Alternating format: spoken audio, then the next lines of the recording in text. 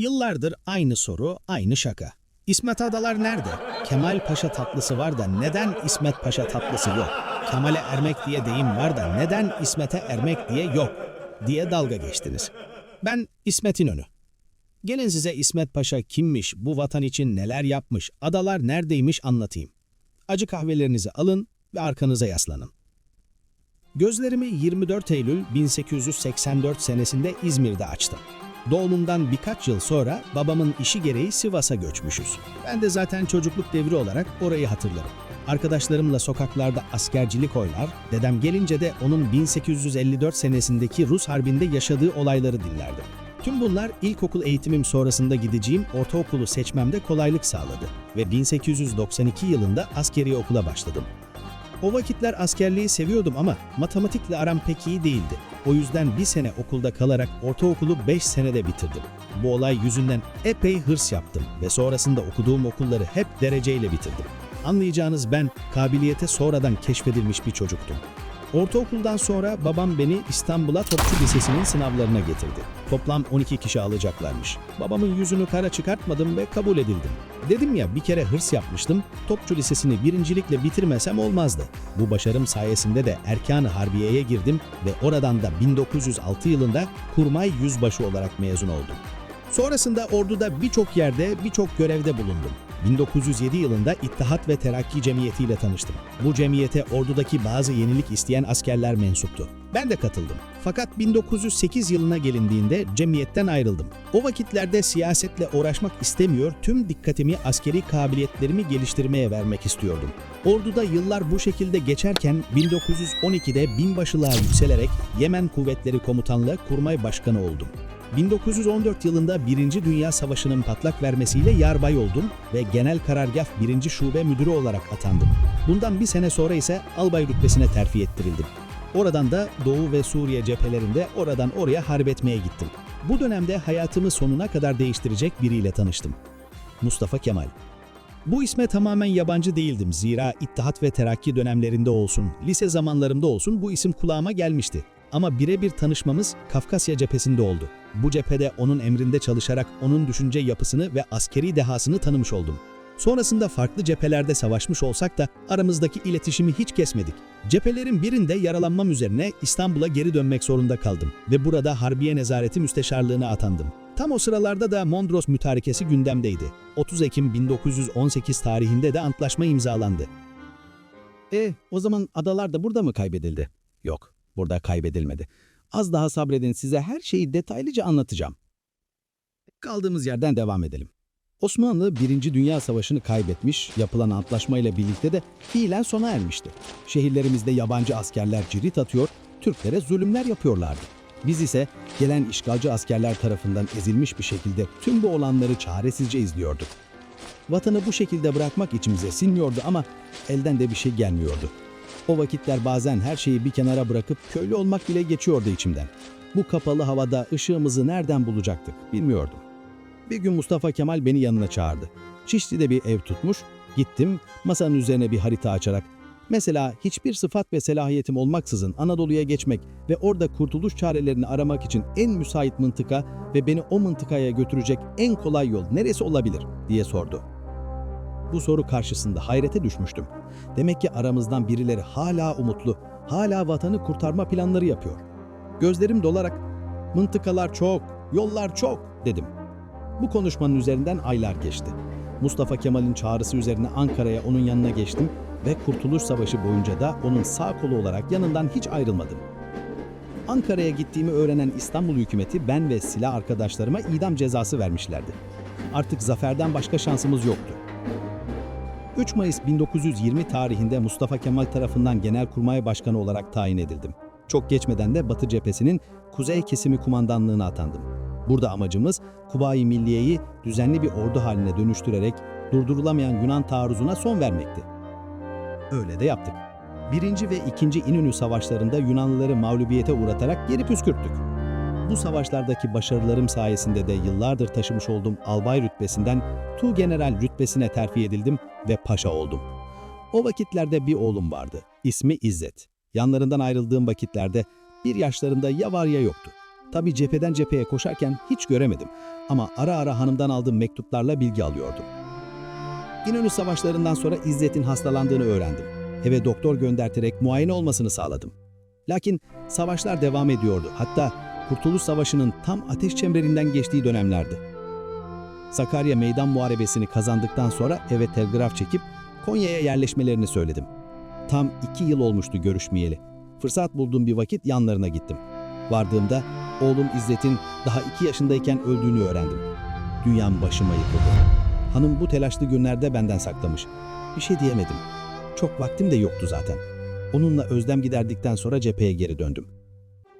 Devamında yaptığımız savaşlarda da elde ettiğimiz zaferler sayesinde milli mücadele ben 38 yaşındayken zaferle bitmişti. Bu devirde amansız ve kudretli dış düşmanlar karşısında kendi memleketimizi temsil yetkisi iddia edenlerin idam fermanını boynumuzda taşıyarak çıkabildik. Ümitsiz günleri unutmuş olarak vatanı yeniden kurmak ve yükseltmek azmiyle işe başlamıştık. Yepyeni bir Türkiye'nin her sahada temellerini atmak, elimize geçen emaneti yüz akıyla yeni kuşaklara devretmek tek amacımız olmuştu. Cephede kazandığımızı masada da kazanarak yeni döneme girmeliydik. Zaferin ardından Mustafa Kemal tarafından barış görüşmelerini yürütmek üzere Mudanya'ya gönderildim.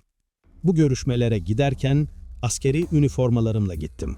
Bunun nedeni savaşta kazandığımız zaferleri hatırlatarak masada üstün tarafın biz olduğunu göstermek istedim. Görüşmeler sırasında General Harrington'la bir konuda anlaşmazlık yaşadık. Fakat inatçılığım ve kararlılığım sayesinde şartlarımızı kabul ettirerek antlaşmayı imzalattık. Bu antlaşma sonunda Osmanlı hükümeti hukuken de sona erdi.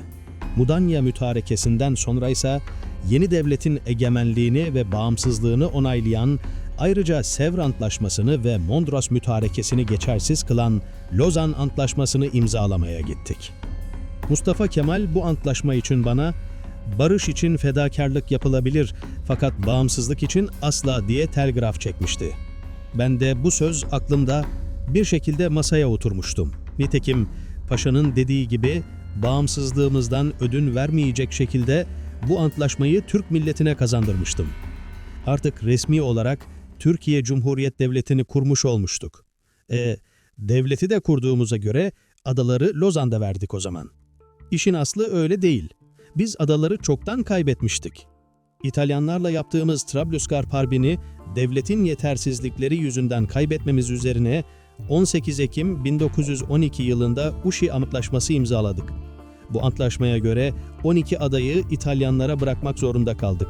Sonrasında benim bizzat görüşmelerini yaptığım Lozan Antlaşması'ndaysa adalar İtalyanların egemenliğinde kaldı ve bu durum hukuken tescil edilmiş oldu. Bu antlaşmada ayrıca Türkiye, Mısır ve Sudan üzerindeki haklarından vazgeçmiş ve Kıbrıs'taki İngiliz egemenliğini de tanımıştır. Bunlar barış için yapmamız zorunlu olan fedakarlıklardı. Adaların durumu 2. Dünya Savaşı'na kadar böyle kalmıştı. Savaş sonundaysa 10 Şubat 1947 tarihli Paris Antlaşması'yla savaşın mağlubu olan İtalya adalardan çekilmiş ve adalar savaşta galiplerin safında yer almış olan Yunanistan'a devredilmişti. Bu vakitlerde daha savaş kesin olarak sonuçlanmamışken Almanya ve İngiltere adaların bize verilmesini önermişti. Lakin bu hediyenin bir karşılığı olacaktı ve bu devletler karşılığını fazlasıyla almayı iyi bilirlerdi. O yüzden o topa hiç girmeye gerek görmedim. Adaların hikayesi bu şekilde. Anlayacağınız, ben daha bu konuda karar merciine geçmeden çok önce adalar zaten kaybedilmişti. Hadi biz hikayemize kaldığımız yerden devam edelim. Artık devlet kurulmuş, Mustafa Kemal Cumhurbaşkanı, ben ise Başbakan olmuştum. Savaşın yaralarını yavaş yavaş sararken bir yandan da çağa ayak uydurmak için yenilikler yapıyorduk. Ara ara Mustafa Kemal'le tartışmalar yaşasak da birbirimize olan sevgi ve saygımız bunlardan etkilenmiyordu. Hatta 1934 yılında çıkarttığımız soyadı kanunu doğrultusunda Mustafa Kemal kendisine Atatürk soyismi verilmiş, kendisi de bana İnönü muharebelerinde elde ettiğim zaferlerden dolayı İnönü soyismini önermişti. 1938 yılına gelindiğinde ise paşam hastalıktan yataktan kalkamaz olmuştu. O sıralarda da yaşadığımız bir fikir ayrılığından dolayı aramız limoniydi. Onu görmek istiyordum. Lakin doktorları izin vermiyorlardı. 10 Kasım sabahı acı haber duyuldu. Paşam Mustafa Kemal Atatürk hayata gözlerini yummuştu. Gerekenleri yaparak paşamı, can dostumu, ağabeyimi son yolculuğuna uğurladık. Geriye dönüp bakıyorum da bir memleketi kurtarmak için binlerce canlarımızdan olduk. Oğlum İzzet'i kaybettim, yasını tutamadan cepheye döndüm. Şimdi de bu uğurda beraber ömrümüzü adadığımız paşam Mustafa Kemal'i uğurladık. Vatan sağ olsun. 11 Kasım'da yeni Cumhurbaşkanı seçimi için mecliste olağanüstü toplandık. Milletvekillerinin oy birliğiyle ben seçildim. 1938 yılında devraldığım bu görevi 1950 yılına kadar sürdürdüm. Çok geçmeden 2. Dünya Savaşı başladı. Ülke yeni ayaklanıyordu, bir savaşa daha girecek gücü yoktu. O yüzden 1945 yılına kadar günlerim İngiltere, Sovyetler Birliği ve Almanya arasında tarafsızlık mücadelesi vermekle geçti. Tarafsızlığımızın bedelini ekonomik sıkıntılar yaşayarak ödedik. Milletimi aç bırakmış olabilirdim ama babasız bırakmadım. 1945 yılında Türkiye'yi çok partili hayata geçirme kararı aldım ve 1946 yılında ilk çok partili seçim yapıldı. Bu seçimden zaferle ayrılmış olsak da bir sonraki seçimi kaybettik ve yerimi Demokrat Parti'den Adnan Menderes hükümetine devrettim. Böylelikle Cumhuriyet Halk Partisi 27 yıl sonra iktidarı kaybetmiş oldu. Bu yeni dönemde ekonomi büyüdü ama özgürlükler zamanla kısıtlandı. Basın ve muhalefet üzerindeki baskılar arttı. Ordu içinde rahatsızlık başladı. Sonunda 27 Mayıs 1960'ta askeri darbe yapıldı. Bu darbeden sonraki seçimlerde hiçbir parti tek başına çoğunluğu sağlayamayınca ben yeniden başbakan oldum.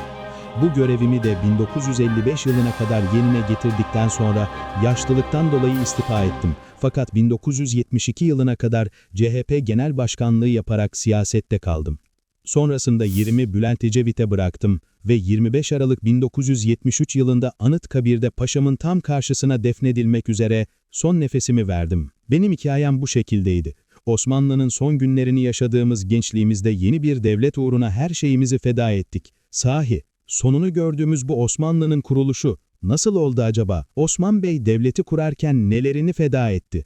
Bunların hepsini öğrenmek için ekrandaki videoya tıklayabilirsiniz. Aradığınız tüm cevaplar ve fazlası o videoda.